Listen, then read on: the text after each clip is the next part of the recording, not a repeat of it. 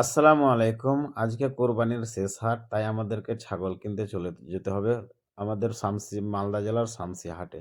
ছাগল হাটে পৌঁছে গেলাম। পৌঁছে দেখি অনেকগুলি ছাগল নেমেছে। তাই ছাগল দেখতে, দেখতে আমাদের পিপাসা লেগে গেছে। তাই ১ম এ চলে গেলাম কুসুরের রস খেতে। মাশাআল্লাহ অনেক সুন্দর করে কুসুরের রস দিচ্ছিল। এখানে ১ম এ আমরা কুসুরের রস খেয়ে নিলাম। খাওয়ার পরে কুসুরের রসটা অনেক দুর্দান্ত সুস্বাদু ছিল। তাই কুসুরের রসটা খাওয়ার পরে চলে গেলাম আবার ছাগল দেখতে। ছাগল দেখতে, দেখতে, দেখতে গিয়ে দেখি অনেক সুন্দর একটা মোটা তাজা ছাগল খাসি। এইটা সম্ভবত রাজস্থানী খাসি হতে পারে, তোতাপুরি হতে পারে। জানি না কি যেন আছে। আপনারা কমেন্ট বক্সে জানাবেন কোন ছাগল। তো ছাগলটা অনেক বড় ছিল। ১ কুইন্টাল ১০ কেজি ওজনের ছাগল ছিল। ছাগলের দাম জিজ্ঞেস করতে বলল যে ৳৯৫,০০০ দাম। তা ইতিমধ্যেই একজন ৳৭০,০০০ লাগিয়ে দিচ্ছিল, তাও আবার বেচল না। আমার মনে হচ্ছে ছাগলটা ৮৫,০০০ এর নিচে দিবে না।